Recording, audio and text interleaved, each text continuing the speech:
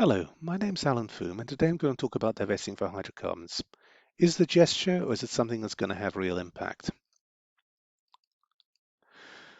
So, virtue signaling or real impact. Now, it's perfectly okay, perfectly reasonable to divest from a sector if you think its performance long term is going to be bad for financial reasons. If you think something is not going to be a going concern long term, perfectly fine to get rid of shares in those sort of companies and invest them somewhere better where you think your economic judgment is there. But that's not always the case of why people divest from certain sectors. So Stuart Kirk, who's quite a famous influencer, put something on in the world of business and the world of energy. He put something on a post about divesting from coal. So these are some of his thoughts together with some of my thoughts. Now, there's been a movement to divest from the hydrocarbon sector, so not only coal but also oil and gas. Stuart talked specifically about coal by some Western finance houses, some stock owners, particularly universities, and they make a big churches, other groups, and they make a big song and dance. We're not going to be investing in Shell or BP anymore, and within that, there's a financial stigmatization of hydrocarbons, at least in the West, not so much in Asia, not so much in Latin America, obviously not in the Middle East, but in the West there is. So will it actually have any meaningful impact, or is there something better that people can do?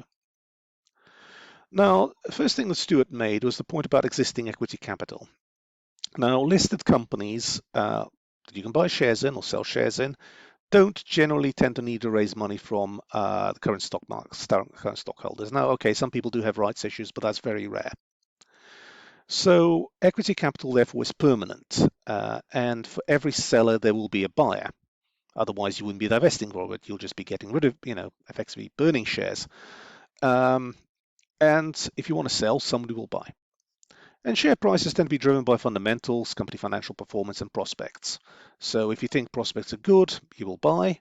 If you think prospects are poor, you will sell. And Volkswagen doesn't really care about the sale of your second-hand Golf, according to Stuart Kirk.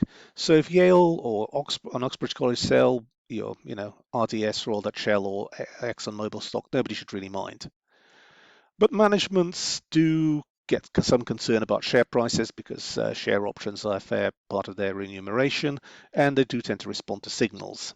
And we'll come to how that can be done more effectively in a minute. Now, new capital issues is different. So when people raise new capital, either through IPOs or through bond issues, it's a little bit harder because unfashionable sectors will find obtaining new public equity investment harder. IPOs have tended to be generally for smaller independents in the West, in USA and Canada, a little bit in Europe, but nowhere near as much. There's one gigantic exception to that, which was Saudi Aramco, which is actually the biggest oil company, biggest company in the world, not just an oil company, biggest company.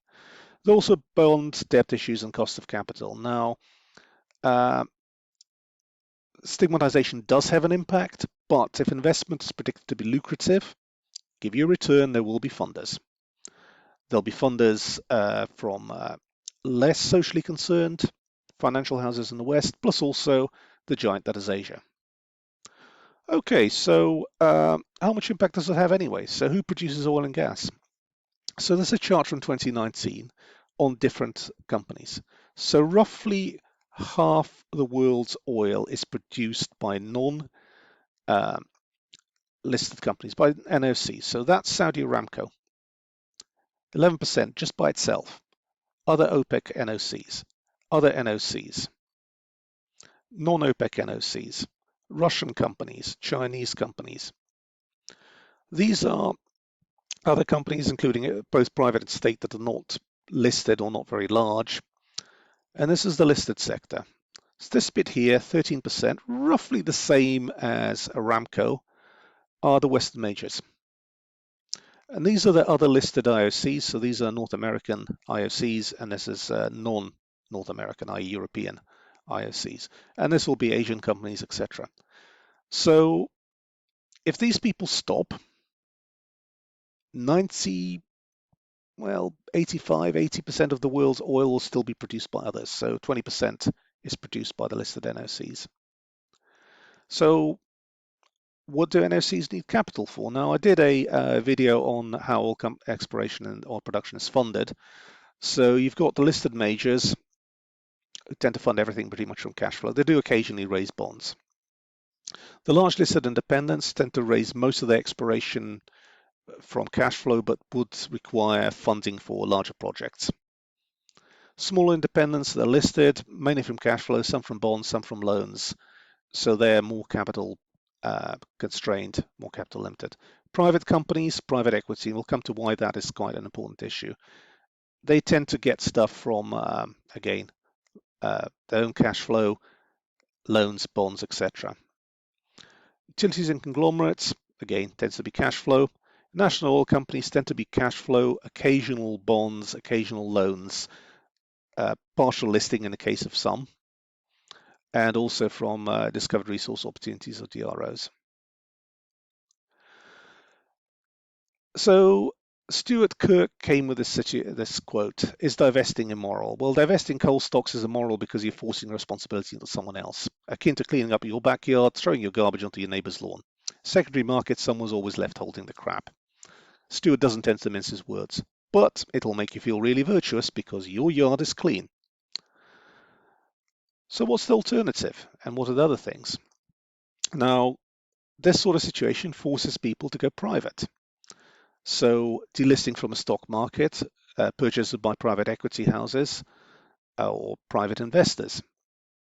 For example, Continental Resources in the USA, a big shale oil producer, primarily in North Dakota, but also other places, is planned to be taken private by their founder, a man called Harold Hamm, one of the richest men in the USA. Can't influence him now. And also companies that are vulnerable to pressure and are focused on ESG, the good companies, can sell their high carbon assets to other people because someone will always buy them. Whether it's private equity, foreign NOCs that have less political and social pressure. And they can raise capital in Asia, which is less ESG focused. So do you want to have influence or not? And Stuart's point is that engagement can change behavior. If you're an activist shareholder, you can force boards to do something different. So engine number one, a US equity fund, taken a very small stake in ExxonMobil, but has had a significant impact on their policies. And their similar initiatives have had influence on the European majors. So impacts, for example, carbon reporting and auditing. Are they going to behave in a responsible way? Reduction in methane emissions and flaring, a big bugbear with me, needs to be fixed. Investment in alternative energy projects, also investment in CCS and other decarbonisation, and most importantly, cultural change within companies. You want to drive that, you need to engage. And engagement works. So again, this is a quote from Stuart. It's easier to get a chief executive to return your call when you own 0.5% of a company than when you own nothing. Because when you own nothing, they don't have to speak to you. Well, okay, if you glue yourself to the offices, somebody from security might. So don't give up democratic votes because a political party you dislike win an election. Keep pressuring, keep engaging, keep a respectful dialogue. Now, if you think that it's just not for you and you don't want to do that, you can of course sell. You can also sell if you think it's not going to be financially advantageous in the future. Perfectly reasonable thing to do so. But what do you want to do? Do you want to signal how virtuous you are? Or do you actually want to persuade companies to change? Do you want them to invest in alternative energy? Do you want them to produce hydrocarbons responsibly?